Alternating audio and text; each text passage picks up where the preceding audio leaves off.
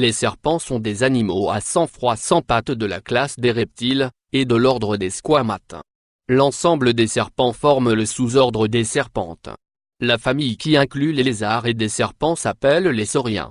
Ce sont des vertébrés ovipares, ils pondent des œufs pour se reproduire. Leur corps est recouvert d'écailles. Il en existe environ 700 espèces, dont un peu moins de 400 venimeuses. Tous les serpents sont carnivores. Ils avalent leur proie sans la mâcher et passent ensuite le reste du temps à digérer. Certains peuvent avaler des proies très grosses car leur mâchoire inférieure peut se détacher de leur mâchoire supérieure. Il existe des serpents de toutes les tailles, de quelques centimètres à plus de 7 mètres. Les serpents les plus longs ne sont pas forcément les plus épais. Le plus lourd est l'anaconda avec un record établi à près de 100 kg pour 5,20 mètres de longueur. Certains vivent sur le sol, d'autres dans l'eau, d'autres dans les arbres. Certains vivent dans les déserts, comme le serpent à sonnette ou crotal, d'autres vivent dans les forêts tropicales. Les serpents sont carnivores. Il existe des serpents insectivores, ils mangent des insectes. Des serpents peuvent manger des poissons, piscivores. Beaucoup d'espèces piscivores mangent aussi les amphibiens.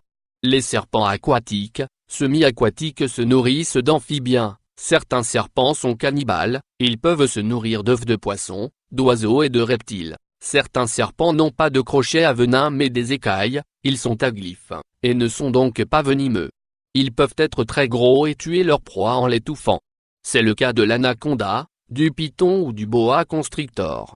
D'autres doivent mordre leur proie pour injecter le venin grâce au crochet de leur bouche, comme les crotales ou le serpent à lunettes, cobra ou naja. Les crochets à venin sont nommés les glyphes.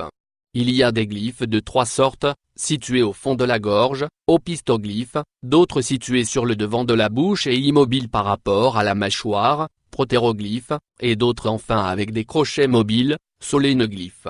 Les effets des venins de serpent peuvent être variés, certains provoquent la destruction des tissus musculaires, d'autres une coagulation rapide du sang, d'autres des hémorragies.